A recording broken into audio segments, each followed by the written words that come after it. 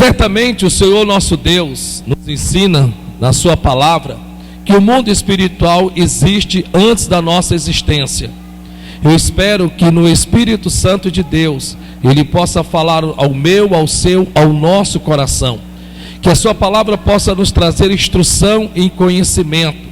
Que Deus possa, através dessa palavra, ir em áreas específicas da sua vida, não somente na sua, mas de todos os que estão aqui para louvor e glória do nosso Deus. Boa noite, povo de Deus.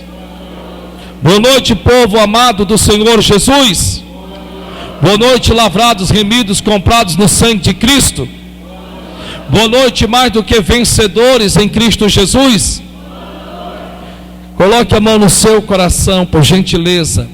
Fecha os teus olhos, curva a tua cabeça e diga comigo: Senhor meu Deus, em nome de Jesus, esta mensagem foi revelada pela manhã e nós te pedimos que o Espírito Santo nos traga entendimento e sabedoria, que venha nos instruir, nos redarguir, nos corrigir e nos motivar pelo Espírito Santo.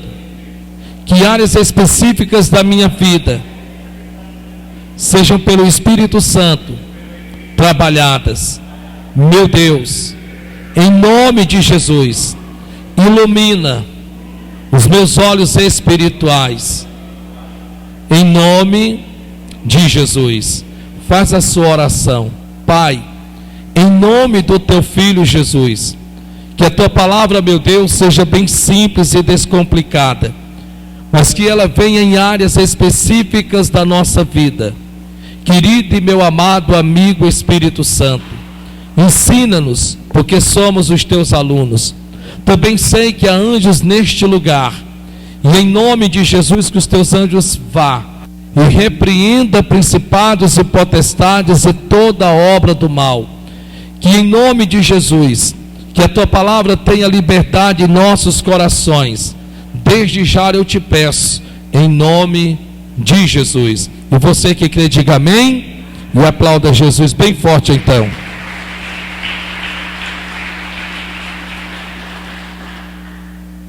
Meus amados, nós demos início, e hoje é o terceiro domingo, para louvor e glória do nosso Deus, sobre um espírito chamado Espírito de Pitom. A primeira mensagem não foi gravada, não conseguimos gravar. A segunda também não foi gravada, não conseguimos gravar. Mas a terceira parte, que foi hoje pela manhã, para louvor e glória do nosso Deus, já está inclusive até postada no YouTube. Agora há pouco acabei de postar no YouTube. E eu tenho certeza que aos que já têm ouvido sobre esse espírito de Pitom, espero eu no Senhor, que algo dentro de você, no mínimo, tenha começado a mudar. Que no mínimo você possa ter repensado a respeito da sua vida espiritual. Nós tivemos no mês passado, nós aprendemos durante todo o mês a respeito de uma casta de demônio que impera e opera na vida financeira, que está lá no livro de Ageu, capítulo de número 1, versículo de número 5, onde a Bíblia Sagrada diz que muitos semeiam e poucos colhem, onde a Bíblia Sagrada diz que consequentemente não vem resultado daquilo pelo que trabalham. Então nós percebemos que existem castas de demônios que operam, que agem, que atuam no campo financeiro. E já nesse mês de agora, para a glória e louvor do nosso Deus, nós estamos aprendendo no que se refere ao mundo espiritual. Em outras palavras, é importante que você entenda o seguinte: para o mundo espiritual, necessariamente você não precisa crer para que ele exista. Preste atenção a isso em nome de Jesus. Não precisa-se da sua fé, não se precisa de você crer para que ele exista, porque ele vai permanecer existindo mesmo assim.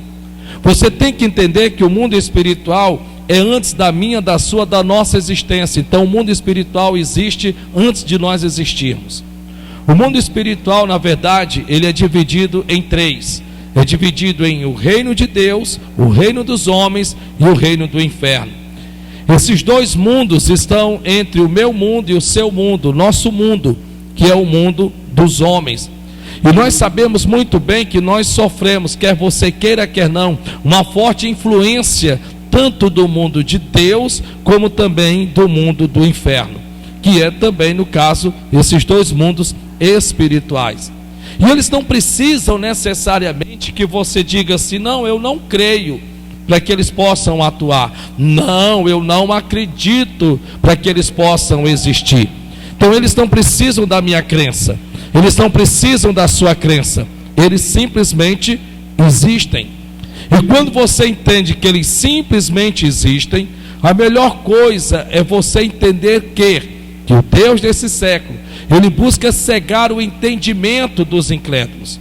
Quando você ver esse versículo, que o Deus desse século busca cegar o entendimento dos incrédulos, logo de princípio nós pensamos assim: graças a Deus que eu não sou um incrédulo, graças a Deus que eu sirvo a Deus, graças a Deus que eu aceitei a nosso Senhor Jesus Cristo, e então, para a glória e louvor do meu Deus, eu não sou um incrédulo. Calma, preste bem atenção em outro versículo da Bíblia. A Bíblia Sagrada diz assim: como haverão de crer se não há quem pregue? Preste atenção nesse versículo. Como haverão de crer se não há quem pregue? Em outras palavras, a crença, a incredulidade vem por meio de você ter ouvido a palavra de Deus e não ter a levado em conta, não a ter considerado aquilo que a palavra de Deus diz. Então a incredulidade não vem do porquê das pessoas estarem no mundo fazendo lá o que quer que seja. A incredulidade vem, infelizmente, por não crermos, tendo ouvido a palavra de Deus, não levando em conta, não a considerando, não agindo e atuando de acordo com ela. Sim, a incredulidade parte desse princípio. Não tem como você cobrar dos que estão lá fora a crença, se eles nunca ouviram. É a mesma coisa de você esperar atitudes espirituais de quem não é espiritual. É a mesma coisa. Então é importante que nós entendamos que o Deus desse século, ele não está procurando cegar o entendimento dos que estão lá fora. Ele está procurando cegar o entendimento dos que estão dentro da igreja. Porque no momento em que ele consegue impedir com que você tenha esta visão da palavra de Deus, você agirá com incredulidade, com dúvida no seu coração. Basta você ver outro versículo da Bíblia, quando a Bíblia Sagrada diz que tudo que você pedir crendo e não duvidar no seu coração. A palavra coração na Bíblia não é o órgão que bombeia o sangue, quer dizer mente, pensamento. Então Deus está dizendo: se você pedir alguma coisa ao Pai, pedir em meu nome, e você não duvidar nos seus pensamentos, a Bíblia diz que se fará exatamente aquilo que você diz. Então você perceba de forma bem clara a importância de você levar em conta o que Deus está nos ensinando a respeito da ação, da atuação desse espírito de Pitom. Aqui no livro de Atos, capítulo de número 16, no versículo de número 16, está escrito assim: e aconteceu que, em outras palavras, veja que ele já começa dizendo que não foi nada combinado, não foi nada programado. É importante que nós entendamos isto. Por que é importante que eu entenda isto? Porque de outra forma nós vamos sermos levados ao pensamento que o que estava para acontecer, aconteceu porque tinha sido planejado, programado. Ou quem sabe de princípio, você estar aqui ouvindo a palavra de Deus, e de repente Deus falar em áreas específicas da sua vida, e você sentir-se incomodado com aquilo, e de repente que enquanto você está aqui ouvindo a palavra de Deus, ela te motiva, ela te incentiva, ela te encoraja, ela te empolga. Glória a Deus por isso. Mas aí de repente o que é que você faz? Você vai então para o seu âmbito familiar, você vai para o seu trabalho, você vai para outras áreas da sua vida, e quando lá você chega, você se depara com a sua realidade, e você vai começar então a questionar aquilo que Deus falou. Então, de repente, é importante você entender que o que Deus está para falar com você aqui nesta noite não é só simplesmente para você ouvir, mas é para você praticar, é para você exercer na sua vida. Somente assim você terá 100% da certeza, verdadeiramente, o quanto que Deus honra a palavra que lhe é revelada ao seu coração. Então não foi nada programado, simplesmente aconteceu. Como no fato de você estar aqui, eu não fui à sua casa combinar para você estar aqui, eu não fui lhe buscar na sua casa, Deus lhe trouxe aqui, Deus lhe colocou aqui. E não tem como eu lhe dizer: ei, eu vou pregar esta mensagem porque eu estou vendo você aqui. Não, porque já vem este ensinamento, não de hoje, não de antes de ontem, mas já 3 domingos atrás, para louvor e glória do nome de Jesus. Então eu declaro que esta noite seja uma noite muito ímpar na sua vida, seja uma noite em que o Espírito Santo adentre a área da sua vida e que você possa verdadeiramente entender o propósito de Deus em nome de Jesus. E quantos recebem, dão glória a Deus aí. E aconteceu que, indo nós à oração, quem estava indo à oração? Paulo e Silas. Então eles se combinaram, eles tomaram uma decisão. Um olhou para o outro e disse: vamos orar, vamos buscar a presença de Deus. De princípio você pode se perguntar: que mal há em você orar? De princípio você pode se perguntar: qual é o problema em buscarmos a presença de Deus? Bem, você verá que não há problema nenhum, porque você irá buscar a presença de Deus. Você não irá pedir mal para quem quer que seja a pessoa qual for, pelo contrário, você vai à presença de Deus por você ou por alguém, ou a seu favor ou a favor de alguém. Então não há nenhum mal. Mas só que quando se refere ao que é espiritual, as coisas mudam. E é exatamente isso que nós estamos vendo. É como você tomar essa decisão: vou à casa de Deus. Que mal há, pelo amor de Deus, você passar por aquelas portas, sentar-se para ouvir a palavra de Deus. Se você for analisar, não há mal nenhum. Você não veio aqui para prejudicar quem quer que seja. Você não veio aqui para fazer mal a quem quer que seja. Então, na sua casa, você bate o pé e você decide: menino, sabe de uma coisa? Este domingo eu vou à casa de Deus. Só que de repente coisas começam a acontecer, obstáculos, impedimentos e tantas coisas mais, que você, quando menos percebe, os dias vão se passando e esse desejo no seu coração vai se esfriando. Você vai se acomodando aos poucos, porque não é da noite para o dia. Então você veja que no que se refere ao que é espiritual, a coisa muda de figura. Veja que a Bíblia Sagrada diz: e aconteceu que, indo nós à oração, nos saiu ao encontro uma jovem que tinha o espírito de Pitom, de adivinhação.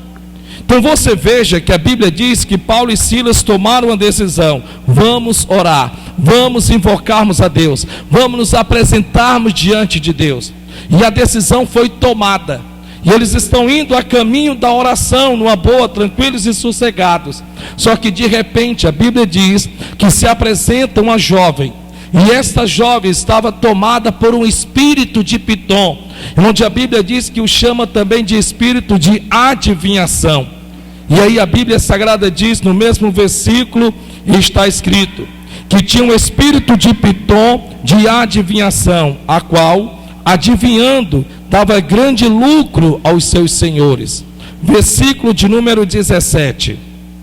Esta, seguindo a Paulo e a nós, clamava ou dizia, dizendo: estes homens que nos anunciam o caminho da salvação são servos do Deus Altíssimo. Esses homens que nos anunciam o caminho da salvação são servos do Deus Altíssimo. É interessante que quem estava falando isto, o Espírito, não era propriamente a mulher. O Espírito estava olhando para Paulo e Silas, e aquele espírito, aquele demônio chamado Pitom, olhava para Paulo e Silas, e veja que eles não estão humilhando, veja que eles não estão ridicularizando, veja que eles estão, na verdade, os elogiando. Veja que ele está dizendo: ei, esses homens aí anunciam a palavra da salvação, e eles são servos do Deus Altíssimo. Qualquer um de nós gostaríamos de ouvir isso. Preste bem atenção. Quem não gostaria de ouvir tais palavras? De repente você busca por um elogio no seu trabalho. De repente você procura um elogio do seu esposo. De repente você busca um elogio da sua esposa, do seu marido. De repente você procura um elogio dos seus pais. De repente você procura um elogio dos seus filhos. O bem da verdade é que vira e volta nós sempre estamos procurando sermos reconhecidos. Vira e volta nós esperamos sermos elogiados. Sim, de princípio parece ser muito bom. Só que biblicamente falando, nenhum de nós temos tamanha estrutura para lidarmos com o elogio. Basta você ver o exemplo de todos os exemplos. Jesus de Nazaré. Quando a Bíblia diz que um jovem rico aproximou-se dele e disse: bom mestre. Claro que Jesus, sim, um bom mestre, um excelente mestre, porque ele era a própria pessoa de Deus aqui na terra. E ele poderia sim ter acalentado aquele elogio, colocado no seu coração, sentido-se bem com tudo aquilo. Sim, claro que ele podia. Mas só que a Bíblia diz que ele nos dá uma lição muito importante. Ele aponta o elogio para Deus. E ele diz: por que me chamas de bom? Porque não há um só bom, senão Deus. É interessante isto, né? Agora, esse tipo de elogio foi o tipo de elogio que foi dado de homem para homem. Veja que não foi um espírito que o elogiou. Já por outro lado, nós também temos no que é espiritual. Em um certo momento, Jesus de Nazaré, expulsando a entidade, expulsando um demônio, o demônio olhou para Jesus Cristo. E agora no que se trata, no que é espiritual, o demônio olhou para Jesus Cristo e disse de forma bastante clara. E o que foi que ele disse? Ele disse: Jesus, filho do Deus Altíssimo. Jesus poderia sim ter batido palmas e ter dito: nossa, olha só, os demônios estão me elogiando, os demônios estão reconhecendo que eu sou a autoridade de Deus aqui na terra. Só que Jesus também assim não o fez. No que era espiritual, a Bíblia diz que Jesus Cristo olhou para o demônio e disse: cala-te e sai dele, espírito imundo. Então, o que é humano, nós não temos estrutura para lidarmos com o elogio. Como no que é espiritual, nós também não temos estrutura para darmos com o elogio. Então você veja que esse espírito de Pitom, ele vem de forma sutil, sagaz. É como que se ele chegasse para você e dissesse: nossa, você está orando muito. Nossa, como você está indo à igreja.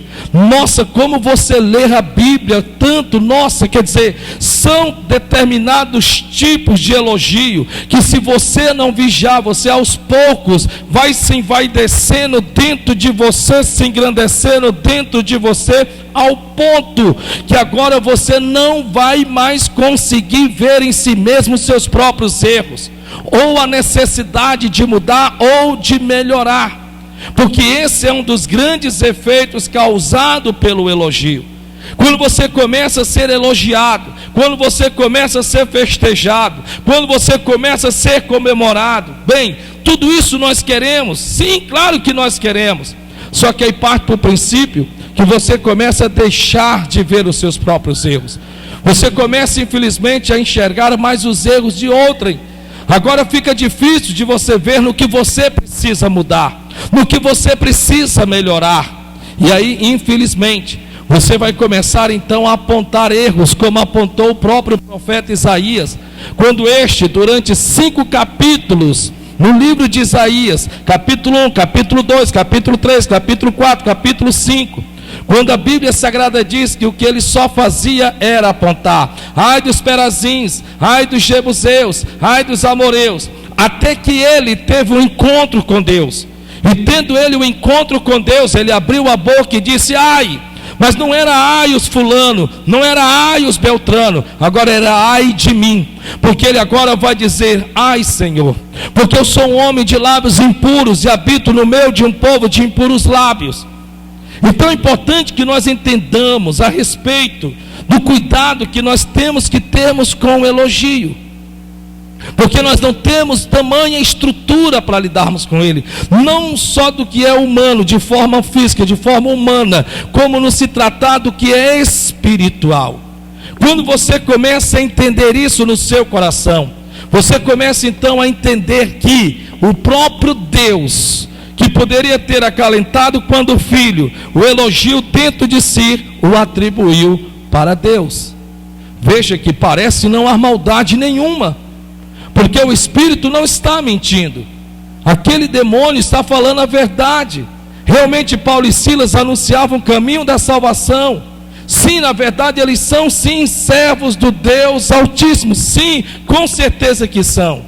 Só que aí você vê a malícia por detrás, você vê a sagacidade por detrás. E se nós não abrirmos dos nossos olhos, nós podemos muito bem começarmos nessa linha de pensamento, de que se nós não formos elogiados, se nós não formos festejados, se nós não formos comemorados, se nós não formos aplaudidos, então não serve.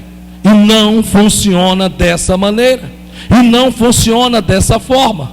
Veja que ele continua dizendo, versículo de número 18: e isto fez ela por muitos dias. A Bíblia não diz quantos dias foram, ou quantas semanas foram. A Bíblia só diz que foram por muitos dias. Isto fez ela por muitos dias, mas Paulo, perturbado. Veja que aquele elogio agora vai estar perturbando a Paulo. Paulo poderia muito bem ter ficado feliz, tranquilo, sorridente, contente, alegre, mas ele está perturbado. Então você veja de forma bastante clara o que estava causando em Paulo e Silas aquele elogio, ainda que fosse verdade, ainda que fosse verdadeiro, porque como eu já lhe disse, eles sim anunciavam a palavra da salvação, e sim, eles eram servos do Deus Altíssimo.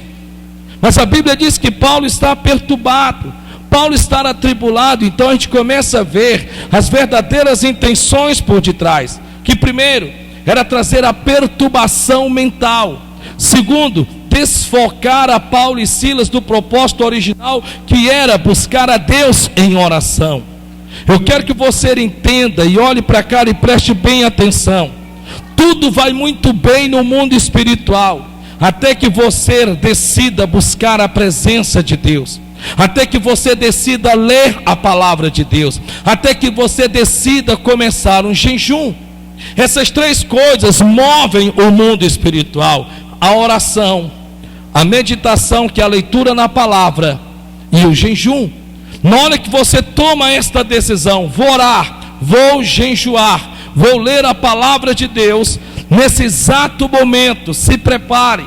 Ah, pastor, se o senhor está dizendo isto, então é bom nem orar, é bom nem jejuar, é bom nem sequer ler a palavra de Deus. Pior, porque se você não orar, se você não buscar a presença de Deus, você não terá uma vida espiritual. A única coisa que te espiritualiza é uma vida de oração. Você não é espiritual porque dá glória a Deus, aleluia, porque saúda os irmãos com a paz do Senhor. Você não é espiritual porque você está sentado no banco de plástico dentro de uma igreja. Você não é espiritual porque você louva. Você não é espiritual porque você prega. Você não é espiritual porque você toca. Você não é espiritual porque você veste uma farda. Você não é espiritual porque faz parte como membros do corpo de Cristo. Não, você se torna espiritual quando você fala com o que é espiritual, e Deus é espírito. E quando você começa a falar com que os seus olhos não vê, suas mãos não conseguem apalpar, você agora está se transportando para o mundo de Deus, e nesse mundo de Deus você então se torna um ser espiritual. Por isso que você sente sono quando vai orar, por isso que dá abrimento de boca quando você vai orar, por isso que parece que tem um peso sobre os seus ombros quando você decide orar, tão preenchido ao ponto de quando você menos percebe, o dia passou e você não orou, por conta disso. Porque na verdade, quanto mais carne você for, menos de oração você vai ter, menos de comunhão com Deus você vai ter. Você acha que é coincidência? Será que esse espírito de Pitom não poderia ter esperado primeiro Paulo e Silas orar? Será que esse espírito de Pitom não poderia simplesmente ter aparecido só depois da comunhão de Paulo e Silas com Deus? Você não acha que às vezes não é muita coincidência? Enquanto você não ora pelo seu marido, enquanto você não ora pela sua esposa, enquanto você não ora nem por você mesmo, as coisas parecem, entre aspas, estarem até mais ou menos. Mas quando você bate o pé e diz, eu vou orar, parece que o mundo se levanta. Ventos contrários vêm do nada. Lutas parecem vir em 4 áreas da sua vida. Quer dizer, em todas as áreas da sua vida. Um desânimo bate o seu coração. Uma tristeza se apega à sua alma. Sua mente está perturbada por conta de tantas situações difíceis que aparentemente parece não ter saída. Você agora está com seu ânimo tão abatido, as suas forças estão tão abatidas, tão a mínimo, que você agora não tem mais ânimo para absolutamente nada, nem vir à igreja, quanto mais orar. É interessante isto, né? Porque veja que a Bíblia diz que Pitom está justamente agindo nesta área. Em relação à palavra, pastor, pois eu não vou ler a palavra. Pronto, porque se for para me ler a palavra e após começar a leitura da palavra se levantar, não, prefiro nem que eu leia, é errado, porque a Bíblia Sagrada diz, errais vós em não conhecer as Escrituras e nem o poder de Deus. A Bíblia diz que nós nos alimentamos, não pela comida ou pelo alimento que perece, mas nos fortalecemos por meio da palavra de Deus. É interessante, né? Você precisa ter a palavra de Deus dentro de você, para que você possa ir até o Pai e pedir ao Pai, para que através do Filho, Ele conceda a sua petição. Se as minhas palavras estiveres em vós, e vós estiveres em mim, e pedireis o que quiseres, e vos será feito. Para termos o conhecimento da palavra, porque senão a nossa vida passa, e nós não conseguimos sequer entender de certos acontecimentos. A Bíblia Sagrada diz que a palavra de Deus é o único meio de confirmação de que Deus não é homem para que minta e nem filho do homem para que se arrependa, porque prometendo Ele cumprirá. Não é o que a Bíblia diz? Que a sua palavra não lhe voltará vazia, mas cumprirá o propósito para qual ela foi enviada. De repente você diz, em relação ao jejum, pastor, se orar já não é fácil, se meditar na palavra também não é. Então fico eu aqui imaginando com os meus botões em jejuar. Pastor, é impressionante. Basta eu dizer que eu vou entrar em um jejum. Pastor, olha, parece uma coisa, o senhor não vai acreditar. Se eu falar para o senhor não acredita. Acredito. Pastor, se eu bater o pé e eu dizer assim para mim mesmo, sim, eu vou jejuar, e eu vou me abster de determinado tipo de alimento que eu amo, que eu gosto, pastor. Pastor, parece uma coisa, naquele dia, até de graça aparece. Pastor, eu fico de boca aberta, pastor. Como é que pode, meu Deus? Antes de jejuar, eu tinha que comprar. Só porque eu assentei no meu coração me abster de um determinado tipo de alimento. Talvez o chocolate, talvez a Coca-Cola, talvez um bolo, talvez uma lasanha, seja lá o que quer que seja. Pode ter certeza de uma coisa, é impressionante como 1 mais 1 é 2, que no momento que você toma essa decisão no seu coração, vem com bandejas para lhe oferecer, e você não precisa pagar, porque vem de graça. É interessante isso, né? Por outro lado, você começa a perceber que o jejum não é simplesmente se abster do alimento. Porque quantas e quantas vezes você, por conta do corre-corre, você não já ficou um dia sem almoçar e nem jejuando você estava? Quantas e quantas vezes não passou do horário do almoço, o horário do café, e você quando deu por si, se fala, meu Deus do céu, nem almocei hoje. Mas tu não tem problema não, eu vou só jantar então. E você chegou à noite, você jantou, e você passou todo aquele dia sem nada comer, mas não era um jejum. Você não ficou sem comer por conta de um propósito, você ficou sem comer por conta de um corre-corre natural da vida. Mas quando você toma a decisão, vou jejuar, No momento que você diz que vai pegar a sua natureza, a sua carne, e você vai subjugar, você vai a escravizar no que é espiritual, não fazendo mais a sua vontade, se prepare. Por quê? Porque tanto na oração como no jejum, você move o mundo espiritual. Você move o mundo espiritual. Então é importante que você entenda que é justamente nesses princípios da oração, da meditação na palavra e no jejum, no que se refere ao mundo espiritual, que você será resistido. Você não vai ser resistido simplesmente porque você está dentro de uma igreja, desde que você comece um propósito com Deus. Então a Bíblia diz aqui no versículo de número 18: isto fez ela por muitos dias, mas Paulo, perturbado, voltou-se e disse ao Espírito. Veja que a Bíblia Sagrada diz que aquela jovem o perturbava durante muitos dias.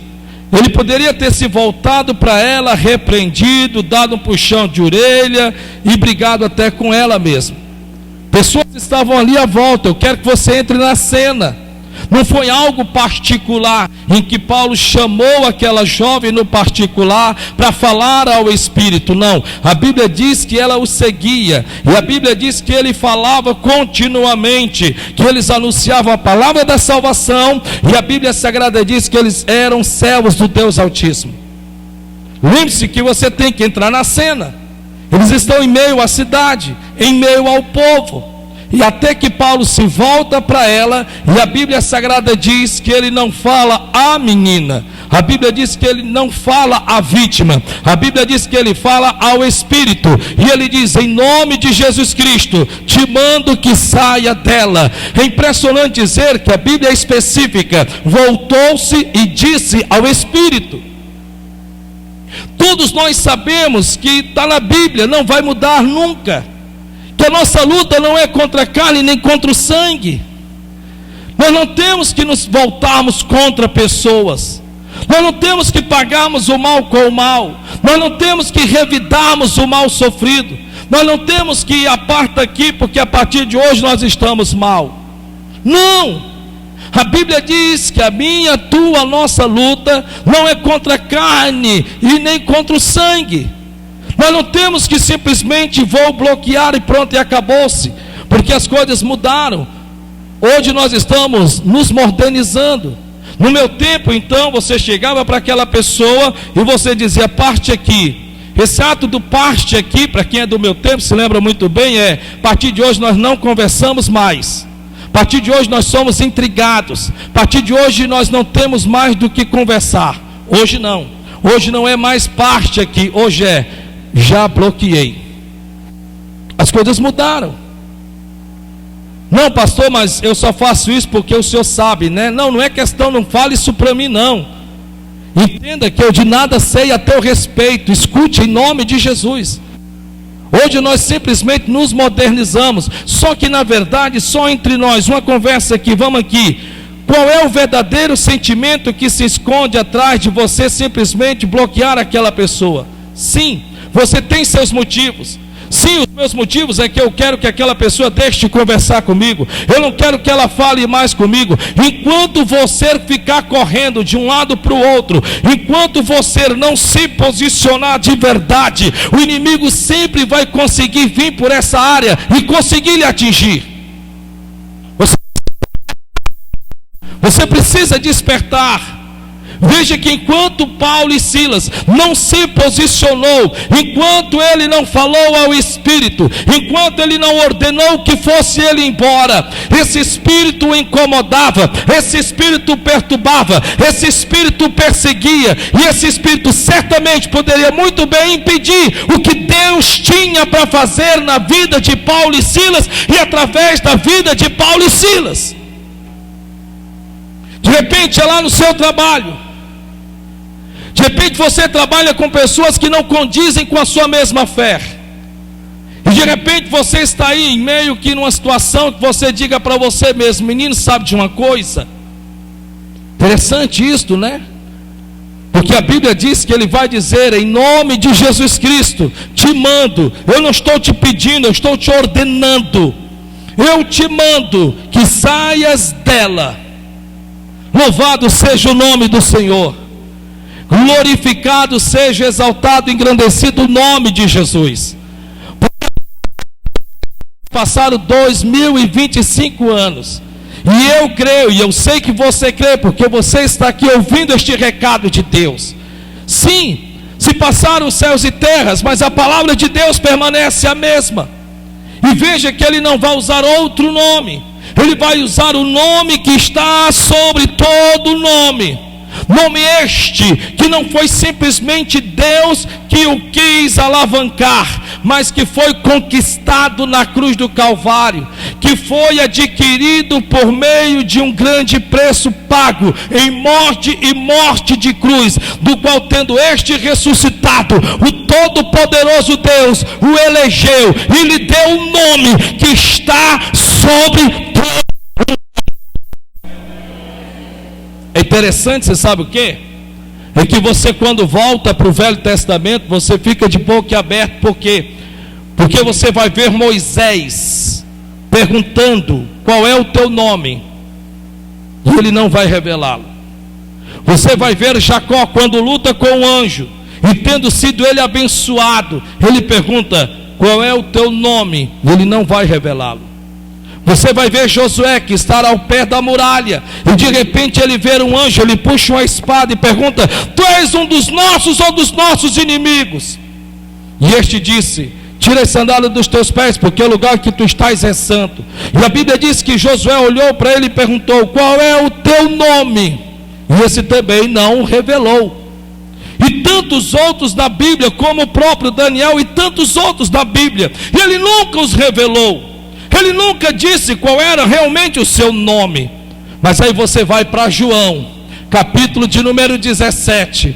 Jesus nos dá uma deixa. Jesus nos dá uma chave para mim e para você. Porque Jesus de Nazaré está orando ao Pai por mim e por você.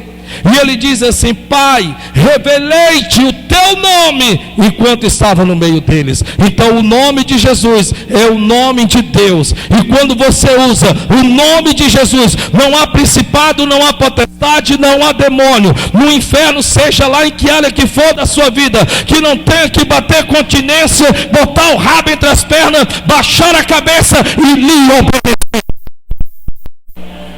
Porque este nome está sobre todo nome, do qual possa ser nomeado por qualquer ser nesta terra, nos céus, na terra, debaixo da terra. Jesus Cristo disse que ao nome de Jesus Cristo todos os joelhos se curvarão, todos os joelhos se prostrarão, nos céus, na terra, debaixo da terra. A Bíblia diz que os anjos do Senhor e o seu grande exército servem ao nome de Jesus. A Bíblia Sagrada diz que Jesus, em um certo momento, abrindo a sua boca, disse: quem confessar o meu nome diante dos homens, eu os confessarei diante dos anjos. Olha que coisa tremenda. Uau! Quando você confessa o nome de Jesus, Jesus Cristo disse assim: tudo que façais, façais em meu nome. E agora você então, em nome de Jesus, em nome de Jesus, em nome de Jesus, e você o confessa diante dos homens. Pessoas com quem você trabalha chegam para você e quer desdenhar de você, fazer pouco de você, e diz assim: por que você fala tanto neste nome? E às vezes você vai perder tempo em querer se explicar. De repente pessoas da sua família: olha, eu não tenho nada contra crentes, mas é impressionante, eles não tiram o nome de Jesus da boca. Olha, eu não sei se é essa necessidade, isso para mim é religiosidade. E você vai tentar se explicar. Veja que a Bíblia diz que Paulo está dizendo: em nome de Jesus Cristo te mando, te ordeno que saias dela. E o que foi que o Espírito teve que fazer? Teve que ir embora. Mas ele passou o mesmo dias, os números de dias que o perturbava, ou a Bíblia diz que ele teve que sair quando, pessoal? Teve que sair quando? na mesma hora. É isso que eu quero que você atente para cá. Eu não sei quantos dias de sofrimento você tem. Eu não sei quanto você está devendo, ou quanto você precisa de uma resposta. Eu não sei, mas uma coisa eu sei: você não precisa levar o mesmo tempo que você tem de sofrimento para Deus te abençoar, para Deus reverter situações, para Deus reverter quadros na sua vida. Você tem que deixar de ter esta mentalidade que grande é a sua luta. Não, grande é Deus na sua vida. Você tem que começar verdadeiramente, ao invés de vangloriar a luta, de vangloriar pessoas com quem você trabalha porque te perseguem. Não é porque o senhor não conhece. Olha, fulano de tal é tão invejoso, fulano de tal é tão caluniador, fulano de tal é tão perseguidor, fulano de tal, olha, o senhor não sabe. Se o senhor soubesse, deixa eu lhe dizer uma coisa: maior é o que está em você do que o que está neles. É interessante porque a Bíblia diz que o que foi que aconteceu? Saiu. Mas não saiu depois de muitos dias. A Bíblia diz que saiu na mesma hora. Versículo de número 19 diz assim: e vendo os seus senhores que a esperança do seu lucro estava perdida, e os levaram à praça, a presença dos magistrados. Versículo de número 20. E apresentando-os aos magistrados, disseram: estes homens, sendo judeus, perturbaram a nossa cidade. Uau! Eu preciso ler isso de novo. E apresentando aos magistrados, aos principais, aos cabeças da cidade, disseram: estes homens, sendo judeus, o que eles estavam causando? O que eles estavam causando? Perturbação. A Bíblia Sagrada está dizendo: perturbaram a nossa cidade. Olhe para o irmão que está do seu lado, diga: se segura aí agora. Pode falar. É com calor mesmo. É com calor mesmo. Olha para o irmão que está do seu lado. É bom que você fique sabendo que não é só você que está com calor, não. Eu também estou. Mas quero sair bonito na fita. Olha para o irmão que está do seu lado e se segura aí agora com o que Deus tem para falar com você. Diga: você não vai gostar, nem um pingo, mas é a pura verdade. Você sabe o que é interessante? É que a minha Bíblia Sagrada está dizendo em que Paulo e Silas, eles vão causar perturbação à cidade. É interessante, né? Porque não é o contrário, não é o inverso, não. Não são eles que vão estar perturbados, não são eles que vão estar agora acanhados nos cantos da parede. Não, a Bíblia Sagrada diz que é o inverso. A Bíblia está dizendo que dois homens cheios do Espírito Santo vão causar perturbação a todos os moradores da cidade. E aí eu fico olhando para mim, eu fico olhando para você e fico me perguntando: mas espera ainda, se eles causaram isto, e nós temos as mesmas ferramentas que eles também naquele tempo tinham, por que nós não somos assim? Ou somos assim, mas talvez nós não acreditamos que somos. Veja que tem pessoas que chegam até pensar em sair, em se mudar da rua em que moram, porque os vizinhos da direita, os vizinhos da esquerda são invejosos. Veja que há cristãos que chegam a pensar em pedir a conta do emprego, ficarem desempregados, para depois irem clamar ao Senhor para que lhes abram portas. Por quê? Porque no lugar em que trabalham, existem pessoas que não comungam da mesma fé, que vivem uma fé inversa da fé que você vive. Vejam que há pessoas dentro da própria família, dentro da própria casa, que uma vez se aproximando do que estão tristes, voltam mais tristes ainda. O que eu estou querendo lhe dizer é que você precisa verdadeiramente se ver como Deus te vê. Olhe para mim e preste bem atenção nisso, em nome do Senhor Jesus Cristo. A Bíblia Sagrada diz que maior é o que está em você do que o que está no mundo. Em outras palavras, a Bíblia Sagrada diz, e Deus manda lhe dizer, que diga ao fraco que você é que é forte.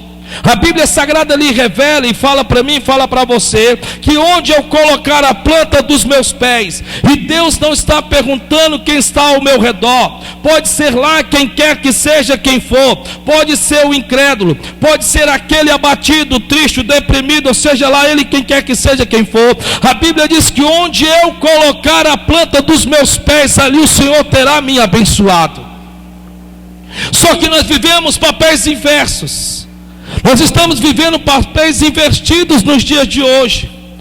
É capaz do cristão, do crente, ir falar com triste e voltar deprimido. Olhe para cá e vai ouvindo agora. Vai ouvindo agora. Vivemos papéis invertidos. É capaz do crente, lavrado, remido, comprado no sangue de Cristo, que carregam suas Bíblias, ou quer seja ela em forma de um livro, ou no tablet, ou no celular, e agora vai falar com pessoas tristes e abatidas, e é capaz dele sair dali mais abatido, é capaz dele sair dali mais triste, é capaz dele sair dali mais desmotivado, é capaz dele sair dali mais desencorajado. É interessante que a Bíblia diz que Deus te fez para ser luz. E Deus não te colocou como luz debaixo da prateleira. A Bíblia diz que Ele te colocou no alqueire para iluminar a todos os da sua casa. A Bíblia Sagrada diz que o Senhor te fez sal da terra, para que você pudesse salgar os da sua casa e os de fora da sua casa. Porém tem pessoas que estão escolhendo ser como luz, mas está debaixo do alqueiro e não no velador. Me perdoe, mas tem pessoas aqui que ainda não entenderam que para que determinadas pessoas da sua família possa ter um reencontro com Deus, possa ter um encontro com Deus, para que verdadeiramente queiram ser como você é, que queiram te seguir, eles precisam primeiro de tudo não só ouvir o que você tem que falar, mas principalmente ver em você atitudes e comportamentos de acordo com o que você diz. Esse é o grande problema. O grande problema é que você prega muito e não prega a si mesmo. O grande problema é que você pede para que muitos orem, quando esses precisam orar, mas quando é você que precisa orar, você não dá o exemplo. Veja que a Bíblia diz que eles perturbaram a nossa cidade. Não foram eles que ficaram perturbados, mas sim o que estava neles foi que perturbou aqueles que estavam na cidade. O que Deus está querendo lhe dizer nesta noite, pelo Espírito Santo de Deus: eu não estou aprovando, eu não estou atestando, eu não estou assinando embaixo, porque você que era para ser luz da sua casa, infelizmente esta luz parece que está se apagando, quando era para você ser o que motiva, quando era para você para ser o que incentiva, quando era para ser você quem levanta, você infelizmente está negligenciando o que Deus colocou dentro de você, que está maior, que é maior do que o que está no mundo. Escute, pastor, mas a questão é que o senhor tem que entender que não é nada fácil. Sim, eu sei disso. Eu sei que nós nos cansamos, somos humanos. Eu sei que nos afadigamos, somos humanos. Eu sei que ficamos tristes, somos humanos. Eu sei que nos abatemos, somos humanos. Mas meio a tudo isto, a Bíblia Sagrada diz que até a sua nossa carne é fraca, mas o Espírito que em você habita é forte. Você é a televisão de seus filhos, você é a televisão do seu marido, você é a televisão da sua esposa. Onde você trabalha do mesmo jeito, e com quem você trabalha e para quem você trabalha da mesma forma. Dá para você imaginar você chegando no seu trabalho e de repente você alvoroçando, como tem algumas traduções aqui, diz perturbando. Em outras palavras, você chegando lá no seu trabalho, você vê o desânimo, você vê aquela empatia, você vê aquela, sabe, e de repente você chega lá e permite com que isso determine dentro de você uma atitude e comportamento semelhante. Como pode um caído levantar um prostrado? Como pode um fraco fortalecer o outro fraco? Você tem que entender o que Deus está querendo falar com você nesta noite, pelo Espírito Santo de Deus. Você não pode, de hipótese, circunstância alguma, sufocar. Você não pode, em hipótese, circunstância alguma, dar vazão aos que estão ao seu redor. Você não pode se despir para eles. Você não pode chegar para esses que estão tristes, você ficar triste. Pastor, mas pelo amor de Deus, pastor, é porque talvez eu vá sensibilizá-los, sabe? E através disso, eles vão sentir pena de mim e vão querer vir para a igreja comigo. Não funciona assim. Um fraco não segue a um fraco. Você tem que abrir os seus olhos. Sim, você pode estar em frangalhos, você pode estar abatido, você pode estar desmotivado. Então entre nos seus aposentos, grite se for necessário, chore se for preciso, seja necessário, chute o pau da barraca se for necessário. Mas quando você estiver na presença de pessoas que precisam ver em você fé, pessoas que precisam ver em você garra, lembre-se que até nos tempos de Gideão, a Bíblia diz que enquanto Gideão se via como os demais, morava dentro de uma caverna e fazia de uma cova a sua residência, ninguém se dispunha a ir à batalha, mas bastou ele sair de lá e malhar trigo no lagar, que agora ele tinha 32 mil homens dispostos a ir com ele à guerra. Você tem que acordar, você tem que despertar. Escute o que o Espírito Santo de Deus está lhe dizendo. Você não pode simplesmente porque seu marido não quer orar, você não orar. Porque sua esposa não quer orar, você não quer orar. Você não pode. Você não pode pelo simples fato de você saber como é que está a situação. Você já imaginou? Está fazendo calor ou não está? Está quente ou não está? Está ou não está? Eu poderia muito bem pensar assim, eles vão compreender, eles vão entender. Vou pregar uma mensagem de 30, 25 minutos e todos vão para casa. Glória a Deus, sim, o meu pastor foi compreensivo, está muito calor. Mas espera ainda. Se não existisse ar-condicionado, se não existisse ventilador como nos tempos outrora, quer dizer então que seria mais importante todas essas coisas do que termos de ouvir o que Deus tem para falar conosco? Eu quero que você abra dos seus olhos, eu quero que você acorde, eu quero que você desperte, eu quero que você entenda que a Bíblia diz que esses homens perturbaram aquela cidade. O que Deus está querendo falar com você nesta noite, verdadeiramente pelo Espírito Santo, a quantos da sua casa, a quantos da sua família você tem conseguido influenciar com a fé?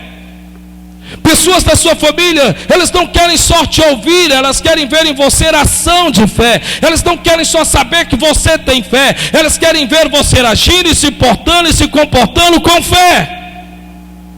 Pessoas com quem você trabalha, o pau pode estar quebrando, parece que as coisas não vão dar certo, parece que as coisas vão desandar, parece que as coisas não vão funcionar, mas você quando lá chega, você, num bom sentido, você consegue contaminar com a sua fé.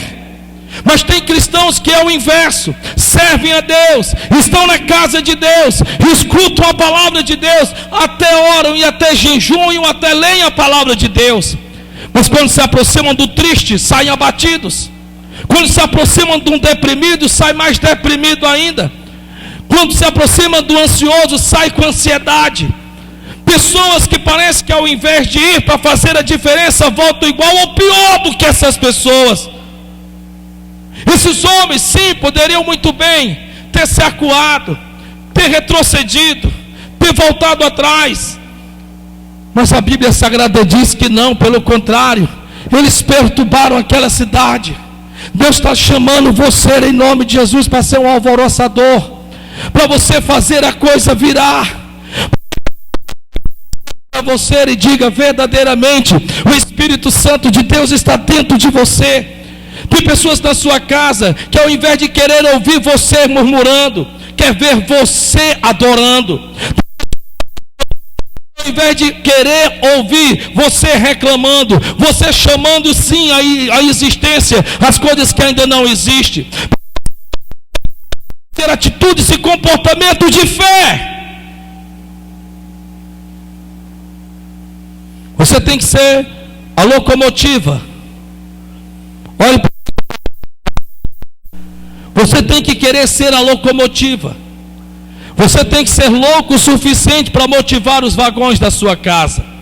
Olha para o irmão que está do seu lado, mesmo com esse calor, diga aí, você tem que ser a locomotiva. Divida essa palavra locomotiva.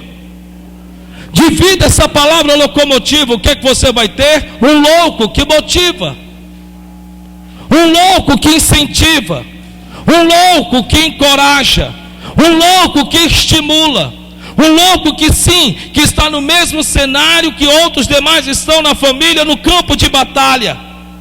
Mas ele age o contrário, ele age diferente. As suas expectativas são diferentes, as suas motivações são diferentes. Por quê? Porque ele sabe o Deus a quem ele serve. Ele sabe o Deus a quem ele conhece. Você não pode, quando estiver em uma ligação com parentes distantes, como você faz uma coisa dessa?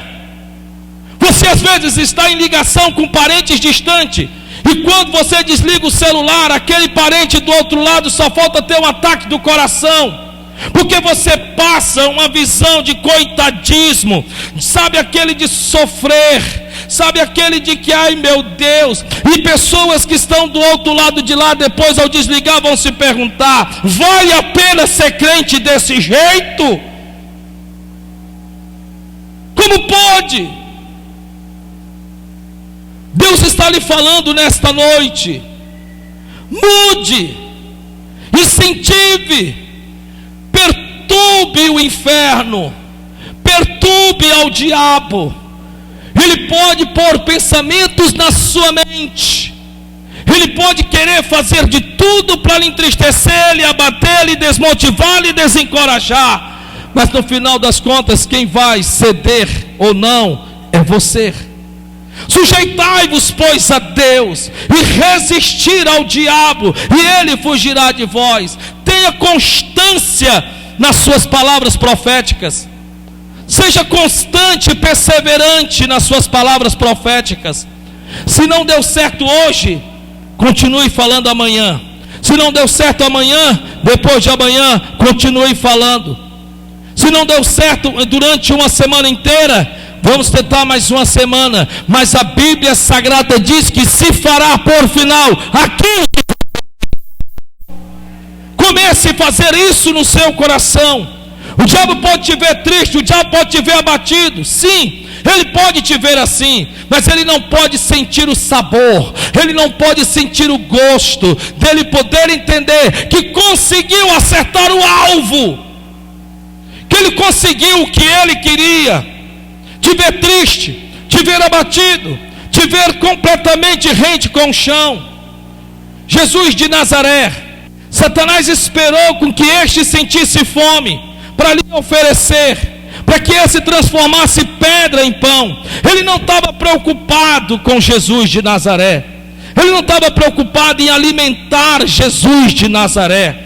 Jesus simplesmente deu a ele a entender o que estava sentindo, e quando ele deu a entender o que ele estava sentindo, a Bíblia diz que Satanás então vai tentar se aproveitar. Quando você dar a entender que você está abatido, triste, desanimado, acuado pelos cantos, ele percebeu que acertou o alvo, e ele vai trazer pessoas que, se você não vigiar, vão lhe desencorajar mais ainda. Ele vai trazer pessoas que vão, sem você perceber, alimentar isso mais dentro de você.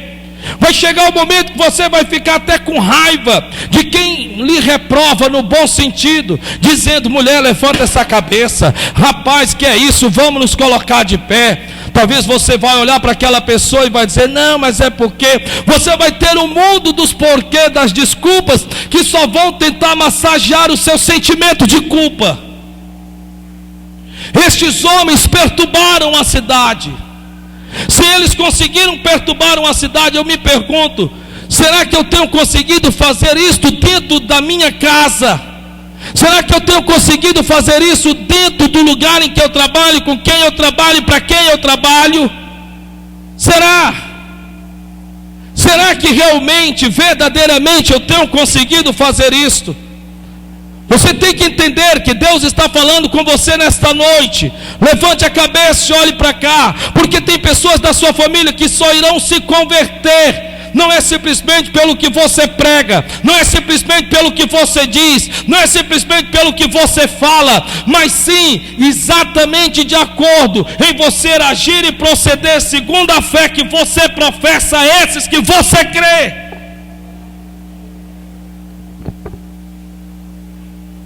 Você tem perturbado quantos da sua família? Quando eu digo perturbado, não é irritá-los, não é trazê-los à raiva, mas eu quero ser como você. Eu quero ter essa fé que você tem, essa garra que você tem. Como é que pode, mulher? Tu está no meio desta luta, nessa dificuldade, passando pelo que está passando. Como é que tu é desse jeito, pelo amor de Deus? Aí você diz, não, é porque eu estou fingindo. Quer dizer, você jogou a oportunidade de você dar a entender ao diabo que maior que está dentro de você, que você pode estar passando pelo que você está passando, mas você não é o que você está passando. Você pode dar a entender que os da sua casa, os da sua família, verdadeiramente, biblicamente falando, a questão aqui é: como é que você tem sido? Você chega para sua esposa quando ela está fraca e você olha para ela e diz: ei, pode subir, deixa que eu te levo. Não, pastor, se eu for fazer isso é capaz de nós dois morrermos na beira do caminho. Você chega para o seu marido quando este está fraco e você diz: ei, pode subir aqui, deixa que eu te carrego. Você chega para os seus pais quando esses estão frios na fé, desmotivados a vir até a igreja, e você chega para eles e diz: ei, sobe aqui, deixa que eu te carrego. Você chega para os seus filhos quando esses estão desmotivados, de repente prestaram um concurso e não deu certo, de repente fizeram algo e de repente era um resultado que eles esperavam, mas a coisa não aconteceu. O que você faz? Você termina de matá-los, ou vocês o encorajam, ou vocês o estimulam, ou vocês o colocam para cima, ou vocês os motivam para uma nova oportunidade, assim como Jesus fez com Pedro, que pescou a noite inteira e não pegou nada. Jesus poderia ter olhado para ele e ter dito: é, que pena, você pescou a noite inteira e não pegou nada. Jesus ouviu com o ouvido e saiu pelo outro, e Jesus disse: vamos pescar em mar alto, porque tu não é um resultado indesejado do teu passado. Quem é você dentro da sua casa? Quem é você no seu lugar de trabalho? Quem é você no seu convívio familiar? Estamos às portas de Natal, estamos às portas da confraternização de Natal. Lá vai estar parentes seus, familiares seus, e eles vão estar ali, sabe? De repente você vai aproveitar a oportunidade para lavar roupa suja. Talvez você queira fazer isso quando você tem uma enorme oportunidade de pregá-los à fé.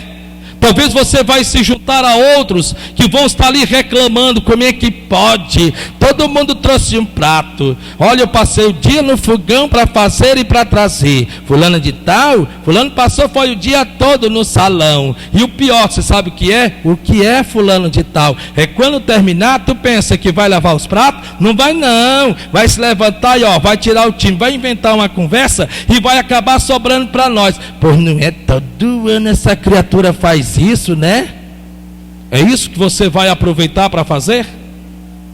Quer dizer que é isso que você vai transformar o seu Natal?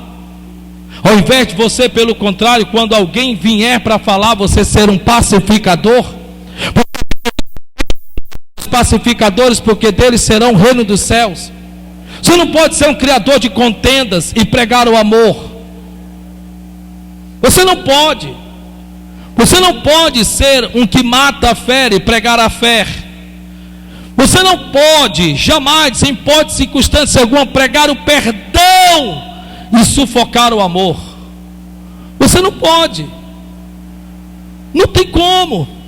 Então Deus está falando com você nesta noite, pelo Espírito Santo de Deus, que pessoas irão precisar de você, e pessoas precisam de você, mas elas precisam de você em pé e de pé.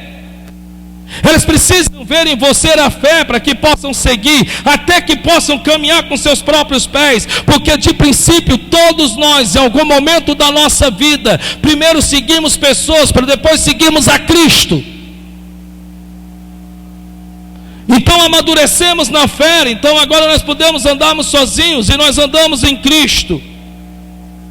Pessoas da sua família precisam primeiro de tudo andar pelos pés de quem sabe, e se é você quem sabe, então essas pessoas vão querer seguir os seus caminhos. Então esses caminhos têm que ser caminhos trilhados com fé. Não pode ser um caminho trilhado com dúvidas, não pode ser um caminho trilhado com ódio, não pode ser um caminho trilhado com mágoa, não pode ser um caminho trilhado com contendas, não pode ser, não, tem que ser um caminho de fé. De pessoas olharem para você e ver você se portando e se comportando diante da dificuldade, diante dos obstáculos, diante da luta, e olharem para você e dizer: uau! Você tem que querer ser essa locomotiva dentro da sua casa. Eles são os vagões. Eles são os vagões. Outros que chegam para você e dizem: não, não vai dar certo. Calma, vai dar certo sim. E não você simplesmente ser um cooperador da destruição e dizer: realmente não vai dar certo. Vá orar, vá buscar a Deus. Ainda que você não possa ter aplausos, ainda que você não tenha quem os motive, ainda que você não tenha quem os assiste, mas entre no seu aposento e busque o seu Pai que está em secreto, e o teu Pai que ouve e vê em secreto te responderá publicamente. O problema é que nós queremos fazer quando nós achamos o motivo de fazer.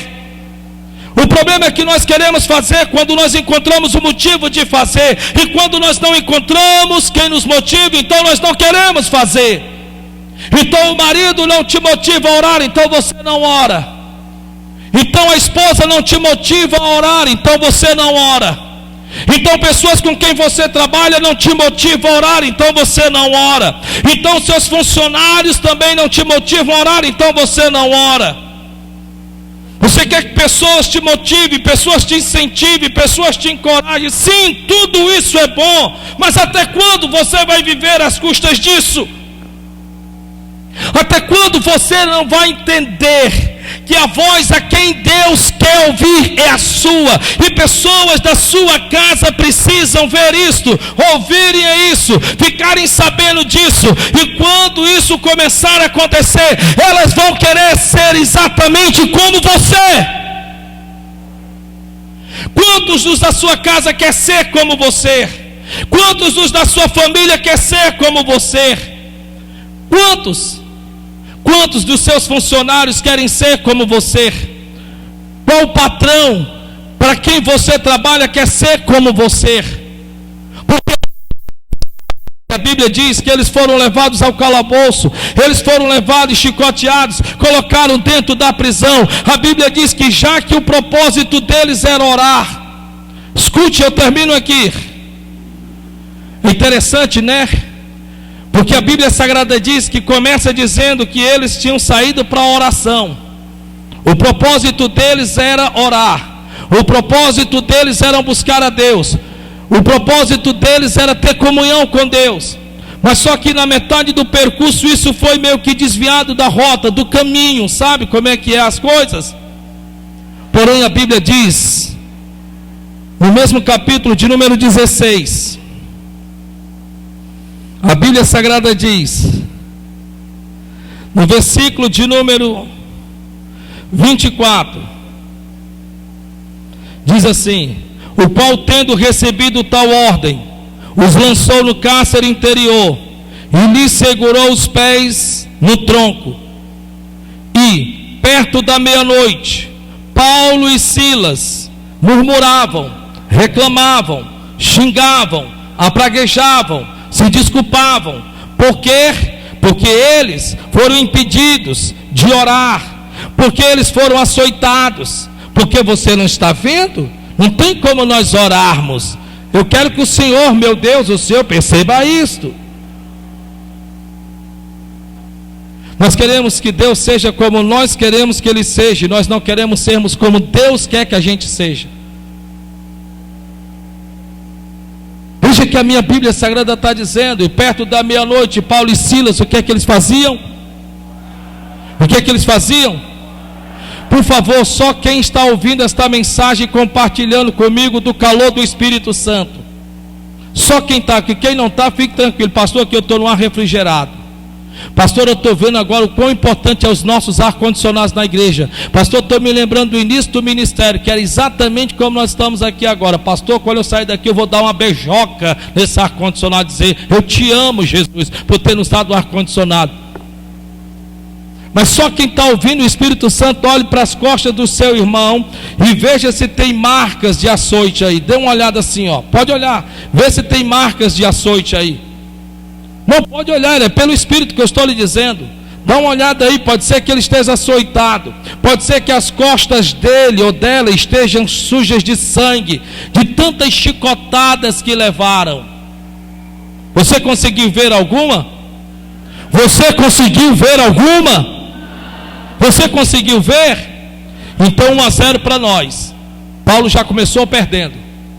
Paulo já começou perdendo. Está quente ou não está aqui? Está quente, vamos lá. Está quente ou não está aqui? Sim ou não? Sim, ok, tudo bem. Mas dá para você imaginar, olha para o irmão para ver se ele está dentro de uma prisão aqui. Olha aí. Vê se ele está dentro de um cárcere interior. Tá? 2-0 para nós. E Paulo está só perdendo. Oh glória. Amém. Dá uma olhadinha aí para ver se você está no mais profundo do calabouço, porque a Bíblia diz aí, irmão Jorge, que ele foi lançado no cárcere interior. Você sabe que é isso, dentro de uma cisterna, lá embaixo. Já rende com a merda, se você não sabe. Perdoa a expressão, mas é a verdade. Ele não estava num cárcere, numa prisão normal, como essas que nós conhecemos, não. Porque existia determinados tipos de prisão em que era um buraco, você era jogado lá dentro, você era amarrado com a corda, então você era posto lá dentro então amarrava, manietava, colocava nos grilhões e no cárcere ele ficava ali preso. Porque não tinha como você escalar. E ainda que você conseguisse escalar, como é que você ia abrir a porta do cárcere? Por isso que a Bíblia diz cárcere interior. Então estava lá no mais profundo, lá dentro. Alguém aqui está nessa situação? Dá uma olhadinha para o irmão para ver se está nessa situação. Pode olhar. Isso é para você deixar de murmurar. Isso é para você deixar de reclamar. Isso é para você deixar de abrir esta sua linda, maravilhosa, belíssima boca, de dizer que não ora porque não tem como orar.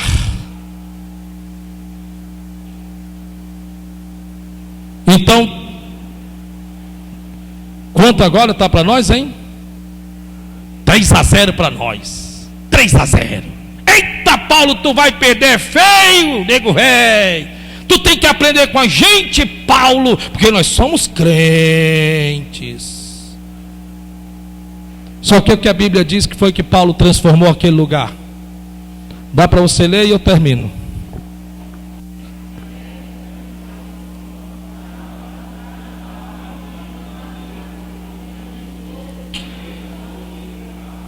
Paulo transformou aquele lugar no que era. Sacode esse irmão que está do lado, só para ver se o vento do cabelo dá uma aliviada. Sacode ele, sacode. Paulo transformou aquele lugar no que era.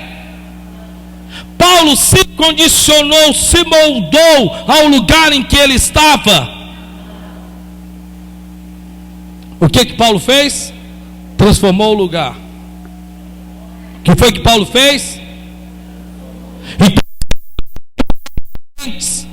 desanimados para comprar, no que você vai se tornar? Em mais um cliente desanimado, ou então no mais um representante e vendedor desanimado.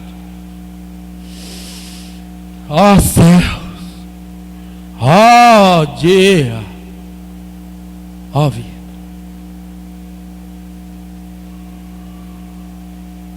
Ele transformou o lugar em que ele estava. Ele condicionou o lugar em que ele estava naquilo que estava dentro dele. Eu estou transformando este lugar quente, como se nós estivéssemos no melhor dos lugares, porque estamos na presença de Deus.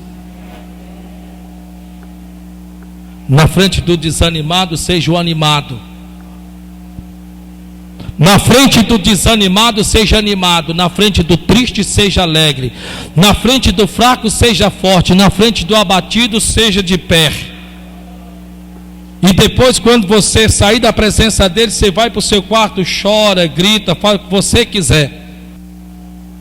Porque você tem que se lembrar que a Bíblia Sagrada diz, está escrito que ele estava no cárcere, ele estava preso, estava nos grilhões, mas a Bíblia diz que haviam soldados que estavam ali para observá-lo, a Bíblia diz que havia carcereiros que estavam ali para observá-lo, e era tudo ou nada, porque já imaginou que testemunho Paulo e Silas não podiam ter dado?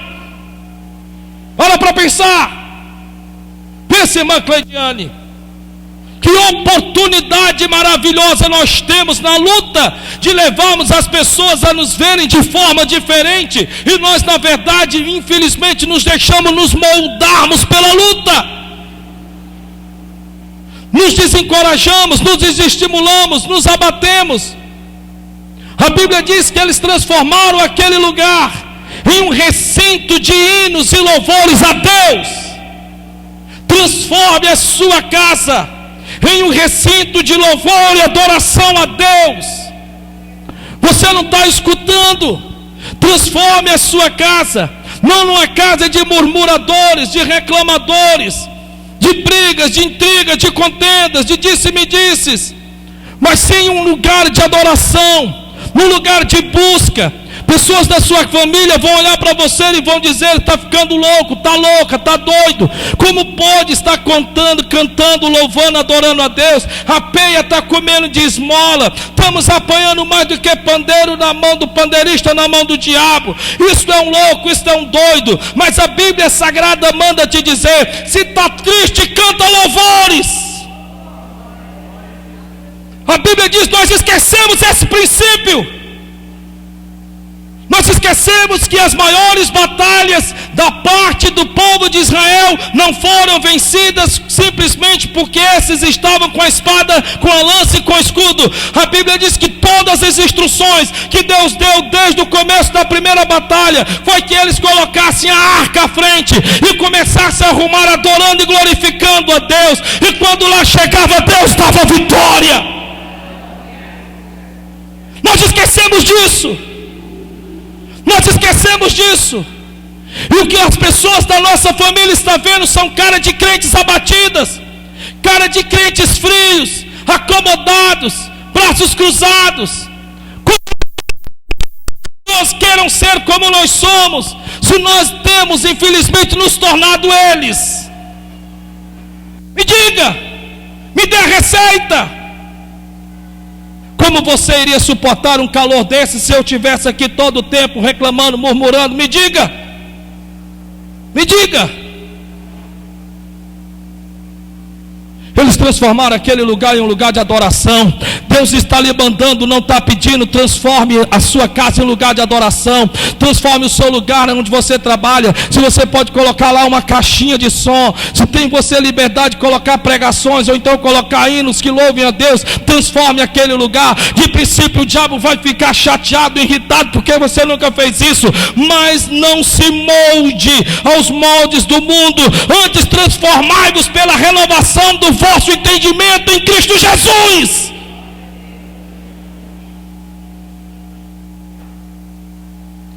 Não seja amargo porque outras pessoas são amargas. Não seja azedo porque outros são azedos. Transforme aquele lugar. Transforme aquele recinto. Porque a Bíblia diz que eles transformaram aquele lugar em que eles estavam em um lugar de adoração a Deus, em um lugar de louvor a Deus, porque de princípio a intenção deles era orar. Então eles podiam estar ali dentro de um cárcere, dentro de um calabouço, dentro de uma prisão. Eu não preciso, queridos, escute, eu não preciso estar no meu melhor momento da minha vida. Ei, vocês estão aqui, quem está ouvindo, dá glória a Deus. Eu não preciso, quando eu digo eu, não é a minha pessoa, estou falando pelo Espírito Santo. Então eu vou dizer nós não precisamos estarmos no nosso melhor momento da nossa vida para nos motivarmos a termos coragem de orar. Você da sua vida, a Bíblia Sagrada diz: clama a mim no dia da tua angústia, e eu te ouvirei, eu te livrarei, e tu me glorificarás. E para terminar, a Bíblia diz: e outros presos, e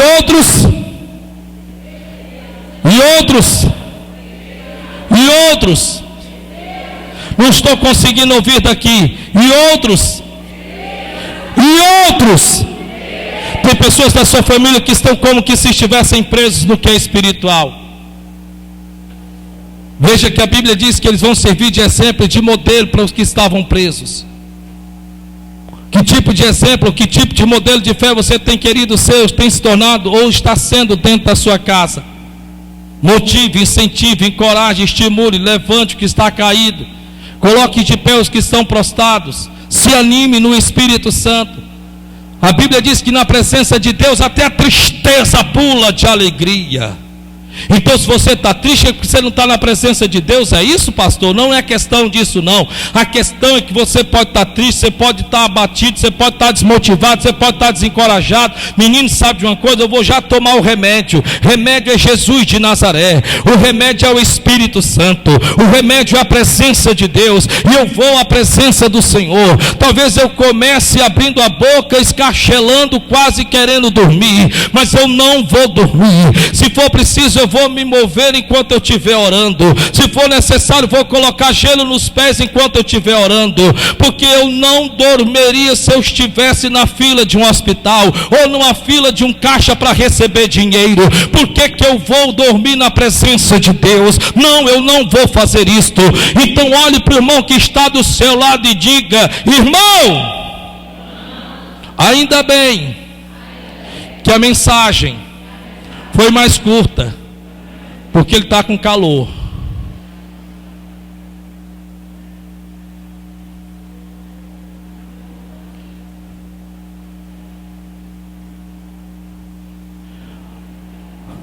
Eu vou terminar de fazer uma pergunta.